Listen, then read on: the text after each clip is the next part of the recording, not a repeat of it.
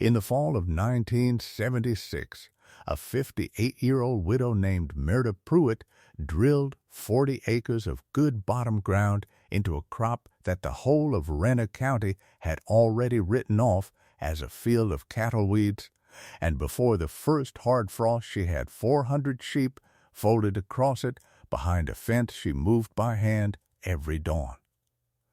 The men at the Ludlow feed store had a name for her before the snow ever flew.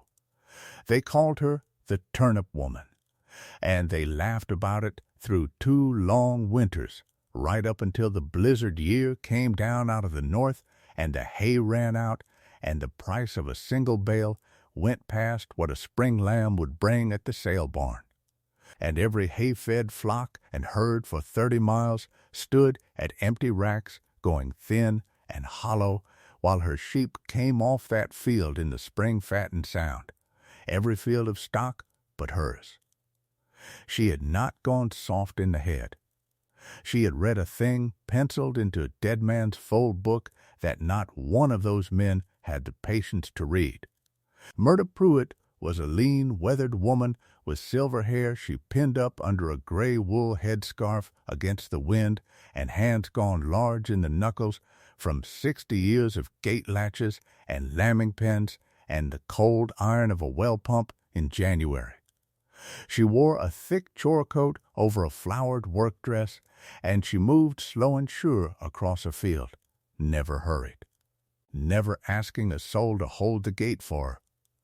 She counted her flock by 4s, as the old shepherds had taught her husband's people, and she could stand at the top rail of a fold and tally 300 and some sheep in the time it takes most men to find their reading glasses.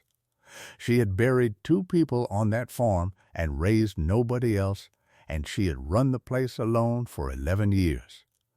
And she was not lonely in a way that any of the men at the feed store would have understood. The farm sat on the Elk Fork bottom, 160 acres of black ground and 1 bad hill, with a weathered gambrel barn her father-in-law had raised in 1929, and a steel windmill that still pulled water when the wind blew, which on that prairie was nearly always. The house was small and square and painted white every 3rd summer, whether it needed it or not. There was a live oak by the lane that had stood there before the barn, before the county, before the plow, and that tree is the first thing you would have seen coming up the Elk Fork Road, and the second thing was the sheep. By the fall of that year, the orthodoxy of the Renner County stockmen had reached the cleanest expression it would ever reach. A wise farmer wintered his animals as it was done, and as it had always been done. You made hay in June and July when the grass was green and heavy. You baled it and hauled it and stacked it dry in the loft and under tarps against the barn. And all the long, cold months you carried it out to the racks and the mangers twice a day, and you fed your stock through the winter out of that stack like a careful man feeding a fire he built himself. Hay was money in the barn. Hay was the wall between a herd and a hard January. Every rancher in the county measured his year in tons of it. And a man was judged good or foolish by how much of it he had put up and how little he wasted. And turnips in that country were a joke. Turnips were what you grew a few rows of for the kitchen, or what a poor man planted when he could not afford proper seed, and a whole field of them was a thing to point at from the road. So when Myrta Pruitt put 40 of her best acres into fodder turnips and rape that August, and told the seed man at the elevator to put down the big field to it and not a bushel of oats, the word was around the county cafe by supper time that the Pruitt woman had finally lost the thread. Grief, they said. Grief had gotten the better of her judgment. A woman alone out there with no man to tell her different, planting cattle weeds where good grain ought to go, and everybody knew what came of that. If you have ever watched a whole town decide that a study, capable person had gone strange in the head, decided it kindly, decided it over coffee with a shake of the head and a sad little smile, then you already know why a channel like this one exists, and you already understand something about Murda Pruitt that the men at Ludlow did not. So settle in and stay with her. What those men at that feed store were about to be taught over the next 2 winters was already written down, in soft pencil, in a black oilcloth book that sat under the salt cellar at the corner of her kitchen table, and she had been reading it since the funeral. The book had belonged to her husband's father, a spare, hard man named Otto Kessler, who had come across the water as a boy from the low-sheep country of the Old World, where the winters were long and the barns were small, and no farmer alive could put up enough hay to carry his flock from the last grass of autumn to the first grass of spring. In that country they had learned another way, a way older than any of them, and Otto had carried it across the ocean, folded up inside his head, the same as another man might carry a watch.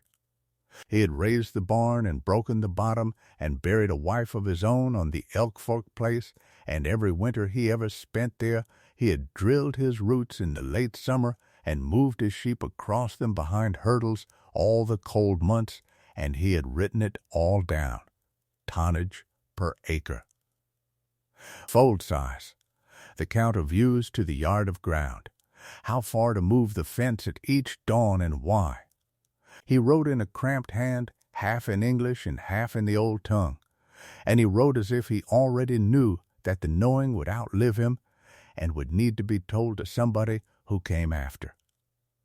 Myrta had married his son Ansel in 1941, 3 weeks before Ansel went off to the war, and she had come to the Elk Fork place a town girl who did not know a ewe from a wether. It was old Otto who taught her, in the years before he died, standing out at the winter fold, with his breath smoking and his mittened hand on the top hurdle, telling her things she did not understand yet and would not understand for 30 years. Do not feed the flock, he told her once. Grow the flock afield, and teach the field to keep. She had written that down herself, later on the inside cover, because it was the nearest thing to a prayer the old man ever said. When Ansel came home from the war he wanted tractors and wheat and the modern way, and the fold book went up on a shelf, and Otto's roots went out of the rotation, and for 30-odd years the Elk Fork place was farmed like every other place in Renner County, in hay and in grain, and it did well enough. Then Ansel's heart quit him in the field in 1965, and Myrta took the book down off the shelf, and she started reading. She read it slow, a page or 2 a night through 11 winters, as some people read Scripture, and somewhere in there she stopped reading it as a keepsake of a dead man and started reading it as an instruction. There was a debt on the place by then, a mortgage her husband had signed in a good year to buy ground that had not paid what he thought it would, and the note came due a little more every spring, and the bank in the county seat had begun to send letters in envelopes with a cellophane window. Myrta knew to the dollar what it cost her to winter a flock the ordinary way.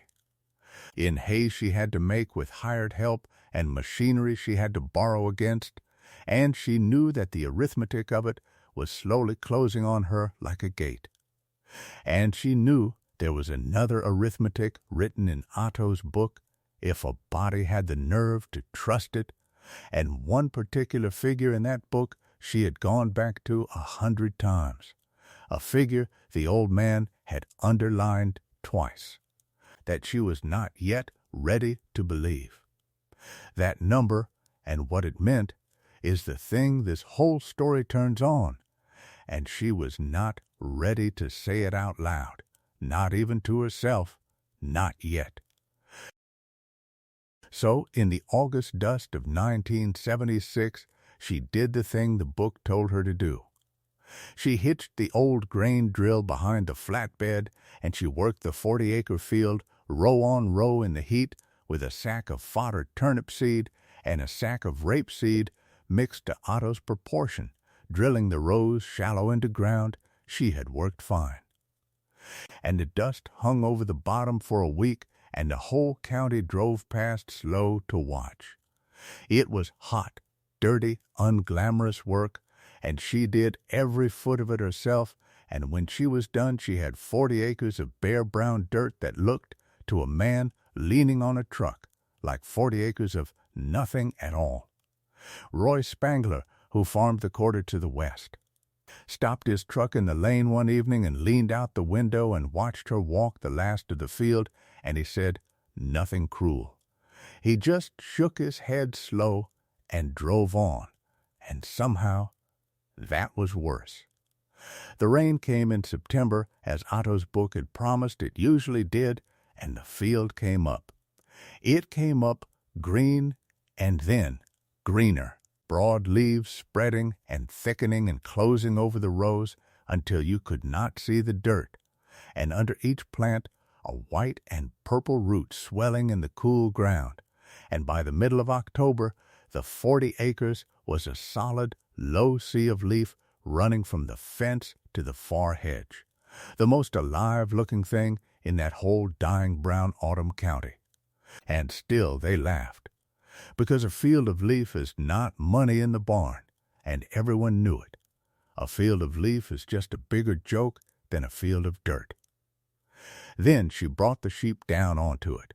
She had 400 head by then, a common enough farm flock of crossbred ewes she had built up slow over the widow years, nothing fancy, nothing a man would drive across the county to see.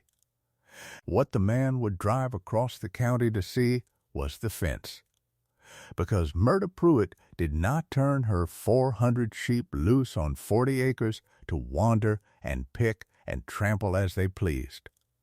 She fenced them onto a narrow strip of it, no more than the flock could clean in a day, with a line of light woven hurdles she pinned together and could pick up and carry.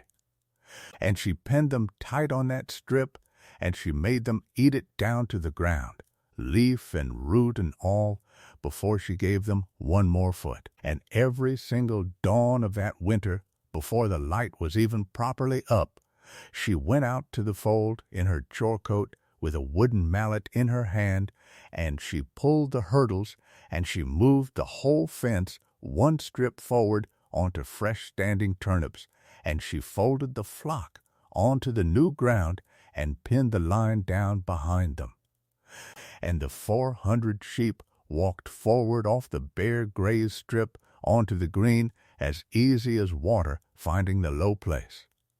That was the work. That was the whole of the strange thing the county came to watch.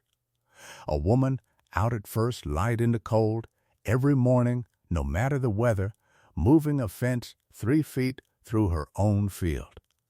And behind her the ground she had already grazed lay bare and even and pressed flat, and ahead of her the ground she had not yet given them stood thick and green and waiting under the sky. Roy Spangler brought the other men down to the fence line to see it. They came in the early mornings with coffee and tin cups and stood at the rail of the county road and watched her move her hurdles in the half-dark, 3 and 4 of them blowing on their hands, and it became, for that first winter, the best free show on the Elk Fork Road.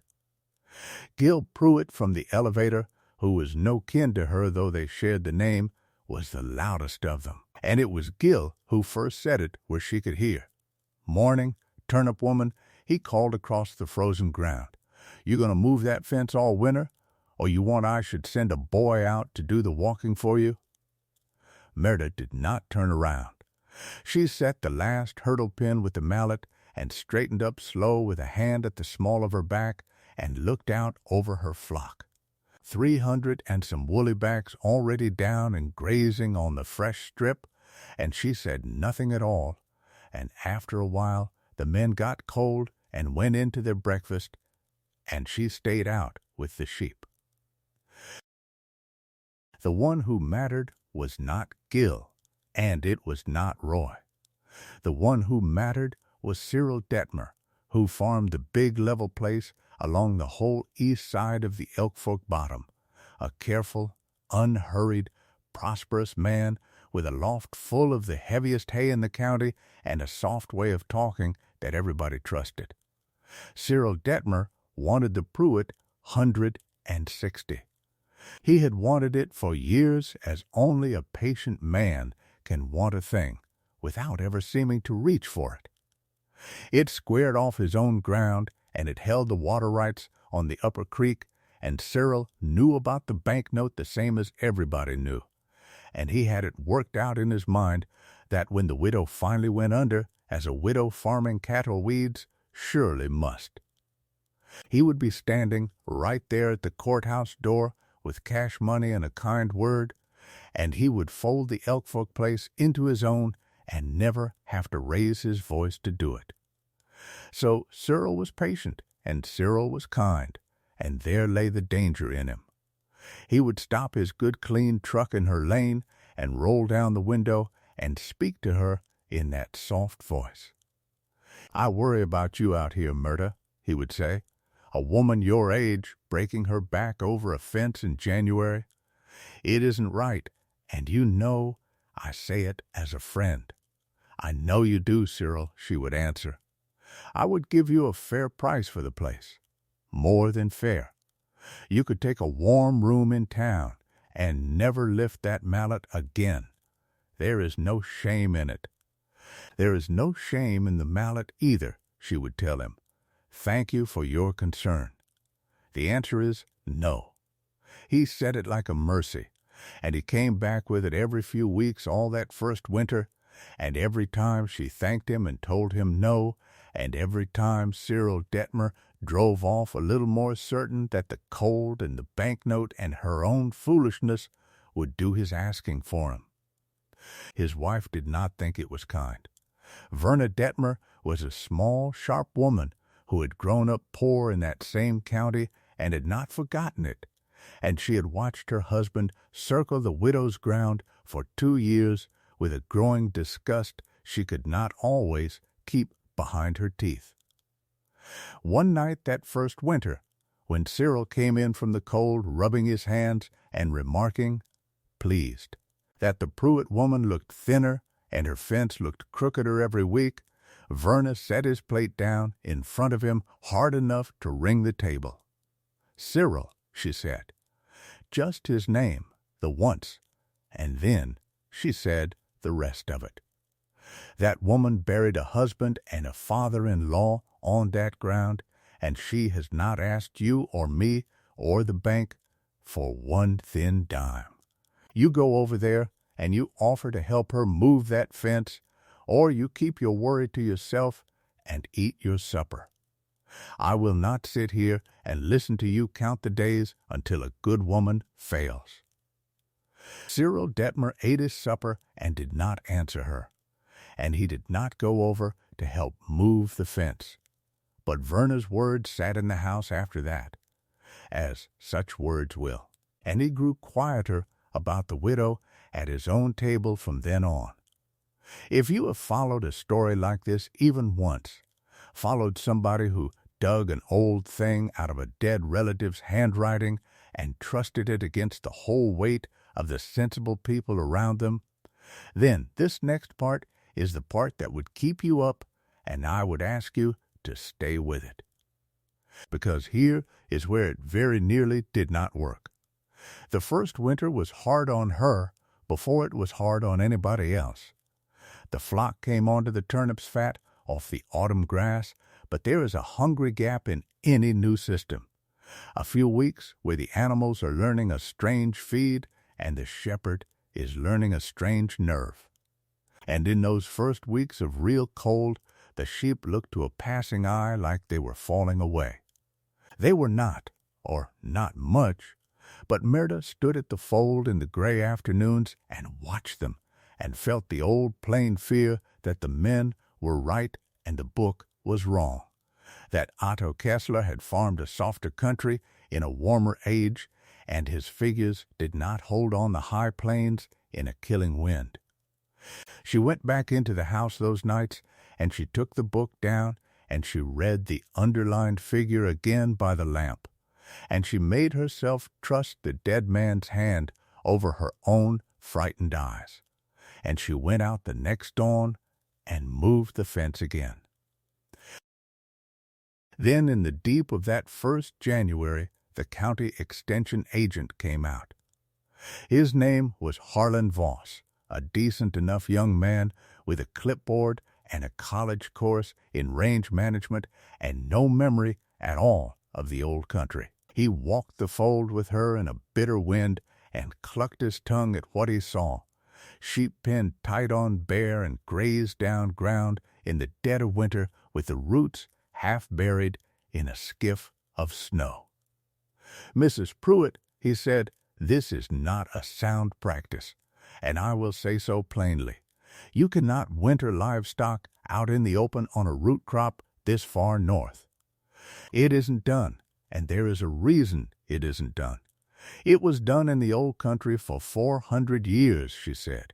It is written down. With respect, ma'am, this is not the old country. My advice is you sell down your numbers before the cold really sets in."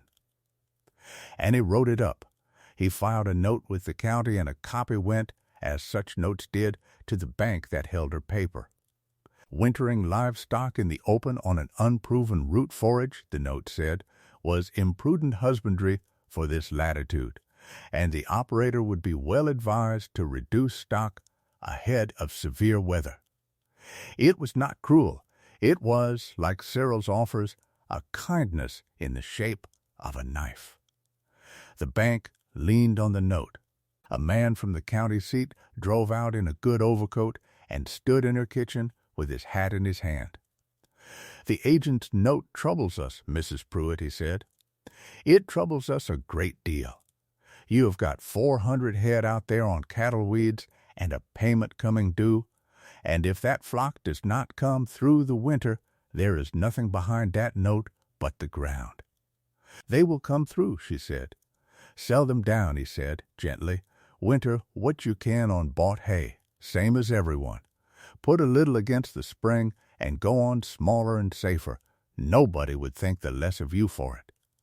She poured him a cup of coffee and did not answer, and he drank it and drove back to town.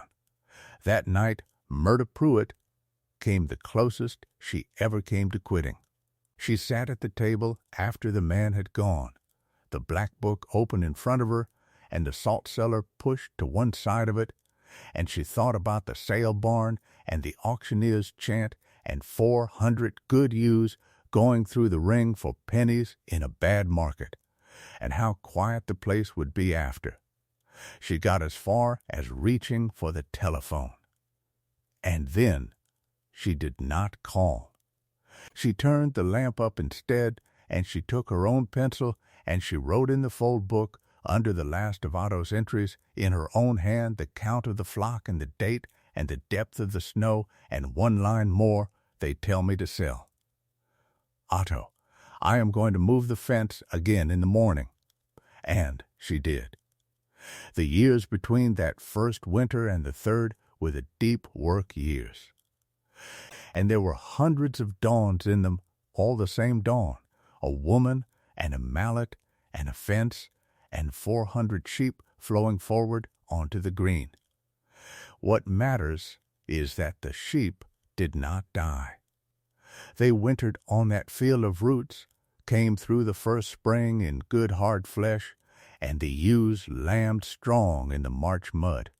The second summer she drilled the field again, and the second winter she folded them again, and the strangeness had gone out of it for her even as it stayed strange to the county. The mockery moved sideways, as mockery does when it cannot find a death to feed on. She got lucky, the men said now. Mild winters. The real test would come in a bad year, and the plains always gave you a bad year sooner or later, and then the turnip woman would learn what the rest of them had always known. The bad year came in the winter of 1978, It came early, and it came as the worst of them always come, out of a calm, bright cold that fooled everybody, and then the wind swung around to the north, and the sky went the color of a dirty fleece, and it began to snow. And it snowed for 3 days without stopping, and it did not melt. It drifted over the section roads higher than a truck, and it packed hard as a floor. And behind the snow came a cold so deep and so long that the creek froze to the gravel, and the stock tanks had to be chopped twice a day, and it settled in over the whole high plains, and it did not lift for the better part of 2 months. Later the government men would give that winter a number and put it in the record next to the other killing winters. But the ranchers of Renner County did not need a number for it. They had lived it. And the hay ran out. That was the thing nobody had planned for, because nobody plans for the winter that is longer than the hay. The stacks that were meant to last to April were gone by the middle of February, fed out twice a day to stock that could not graze a single blade, because there was not a single blade to be had under 2 feet of iron snow. And when a man ran out of his own hay, he went to buy, and so did every other man for 3 counties, all at once. And the price of a bale climbed $1, and then 5, and then it climbed clean out of reason, until a bale of ordinary grass hay, if you could even find a load of it, cost more than a spring lamb would bring at the sale barn in a good year. The roads that might have brought hay in from the south were shut with drifts, and the trucks that might have hauled it sat cold in their lots. And the elevator at Ludlow had a waiting list and no hay to sell off it. That was the winter the racks went empty up and down the Elk Fork Road. Cyril Detmer, who had put up more hay than any man on the bottom, fed the last of it in the final week of February and stood in his own emptied loft doing his arithmetic, and he did not like the answer. All along the bottom the cattle stood humped against the drifts, with their hip bones showing and their heads down, and the sheep flocks balled thin at empty mangers, and men who had laughed at a widow 2 winters running now lay awake doing sums that only ever came out one way. It was the disaster they had always half expected the plains to send, and it had come. And it had come for them.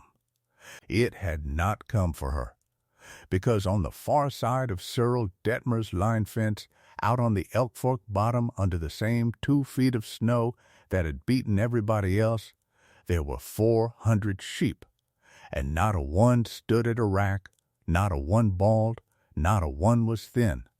They were spread out across a white field with their heads down, and they were eating. They were pawing the snow aside with their front feet the way their kind has done since before there were barns, uncovering the broad frozen turnip leaf and the fat purple roots standing right there in the ground, where they had grown, grazing green, out of the middle of the worst winter in living memory, and the whole flock of them was fat. Here is the thing that was written in the old man's book, the figure Otto Kessler had underlined twice, the arithmetic that Murda Pruitt had trusted against the whole county. A field of fodder turnips and rape will grow, on good ground in a fair season, several times the winter feed per acre that the same ground would give you in hay. Several times.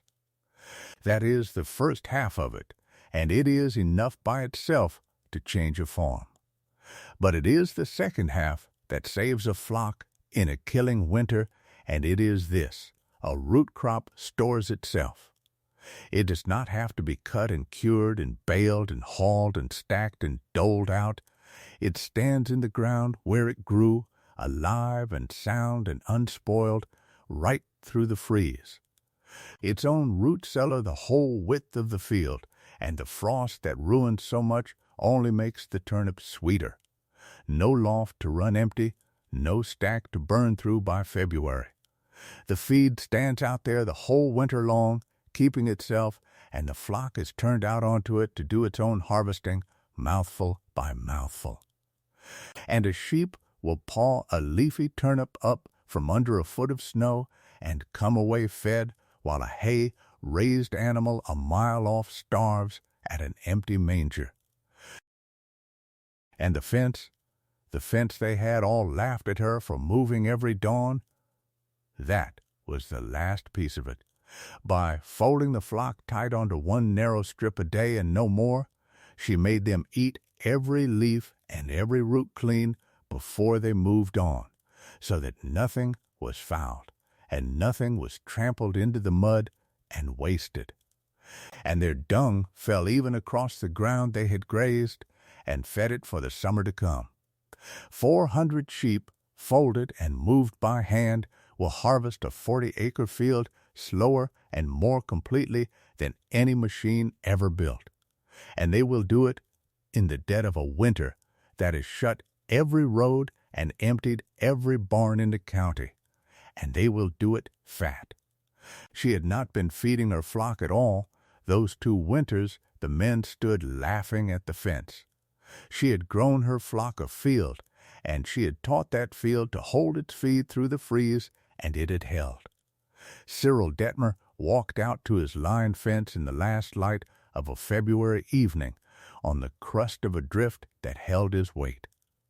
And he stood there in the cold with his empty barn behind him, and he looked across the wire at 400 sheep moving over a white field, heads down, grazing, in good hard flesh, and he said not one word, because there was nothing left to say. He had the best hay in Renner County, and it was gone. She had a field of cattle weeds, and it was still feeding her flock. He stood a long time at that fence in the failing light, a patient man who had waited 2 years for a widow to fail, watching her not fail, and then he turned around and walked back across the drift to his own dark house. In the spring her ewes lambed strong and clean out of the good winter flesh they had carried, and she raised a lamb crop that year that the county talked about. While all along the bottom the half-starved ewes that had wintered on air lost their lambs in the cold mud, or threw them early and weak, and more than one flock that had laughed at the turnip woman came out of that winter cut in half. The knacker's truck ran the Elk Fork Road all through March. It did not once turn in at the Pruitt Lane. She did not gloat. There is no scene in this story where Murda Pruitt drives to the feed store and tells the men at Ludlow what they can do with their empty lofts.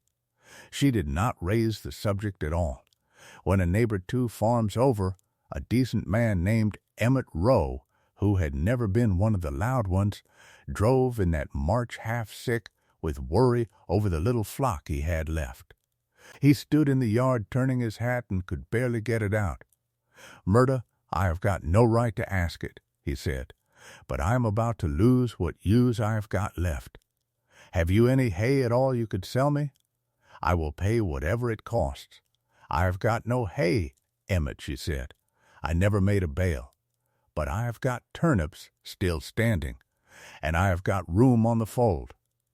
Bring your ewes over in the morning and run them on the last of the field with mine until the grass comes, and I will not take a nickel for it."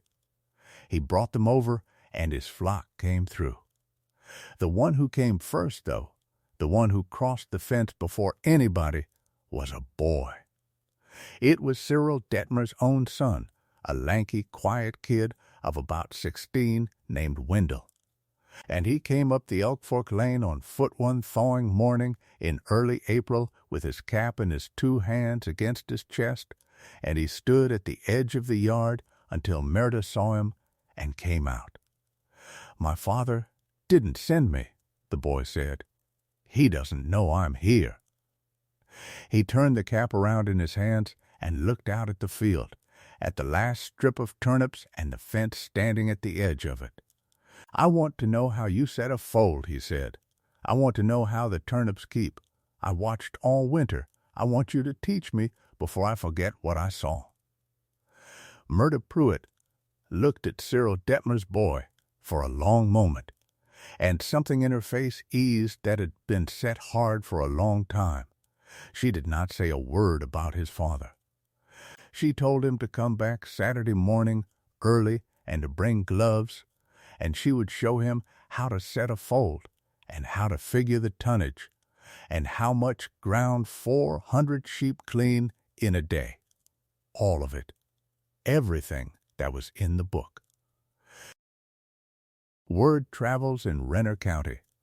By the next fall, there were 3 other farmers along the bottom with a field of roots drilled in the August dust, and they came to her to learn the fold, and she taught each of them just as she had taught the boy, standing out at the winter hurdles with her breath smoking. "You are not feeding these sheep," she would tell them, laying a hand on the top hurdle. "Get that out of your heads right now. You grew them a field, and you taught the field to keep, and now you are only carrying the fence to the feed. Move it at first light, give them 1 day's ground and no more, and let them do their own harvesting." It was the thing old Otto Kessler had told her 30 years before, the thing she had not understood until a killing winter made her understand it. And Harlan Voss, the young extension agent who had filed the note that nearly sank her, drove back out to the Elk Fork place that second spring with a scale and a notebook, and he weighed her lambs, and he walked her folded field, and he sat at her kitchen table with the black oilcloth book open in front of him and copied Otto's figures into his own careful hand. He wrote it up for the county extension bulletin under a proper name. Folding on brassica forage, he called it, an economical method of overwintering sheep on standing root crops in regions of limited hay, and he named the cooperator who had shown him, and for the first time in the record, the Elk Fork place was written down as a thing to learn from and not a thing to point at. Cyril Detmer sold no ground that year and bought none. He never did get the Pruitt 160. What he did, the following August, was drill 20 acres of his own good level ground into fodder turnips quietly, without a word to anybody, and that winter a man driving the east side of the bottom could see the Detmer sheep folded on roots behind a hurdle fence and could see. Some mornings, a lanky boy out at first light moving the line 1 strip forward onto the green. Cyril never came to Merida's door to say he had been wrong. But one Saturday that winter he sent over, by the boy, a good new wooden mallet with a turned handle made in his own shop with no note on it and no name, and Merida Pruitt understood what it was. And she kept it by the kitchen door and used it, and that was the whole of the apology, and it was enough. She farmed the Elk Fork bottom 11 more winters after the blizzard year, and she folded sheep on turnips, every one of them, and the black book on the corner of her kitchen table kept filling up, Otto's hand and then hers, the tonnage and the fold counts and the depth of the snow. Year after year, an instruction passed down and passed on and never once let go. When she was too old to swing the mallet at dawn herself, there were 4 farms along the bottom whose people knew how to swing it, and one of them was the Detmer boy, grown now, with a field of his own. And that is the thing worth carrying out of a story like this one, that the answer to the hardest winter that country ever saw was never hidden and never lost and never even very complicated. It had been sitting the whole time in soft pencil in a dead man's book under a salt cellar on a kitchen table, waiting through 30 years and 11 winters and 2 seasons of laughter for somebody with the patience to read it and the nerve to trust it against every sensible voice in the county. There is one of these stories in every county in America. An old knowing set down by hand and shelved and forgotten, waiting on the one who will take it down again. If you have made it this far into the story, then you are the kind of person this channel is for, and I would ask you two things before you go.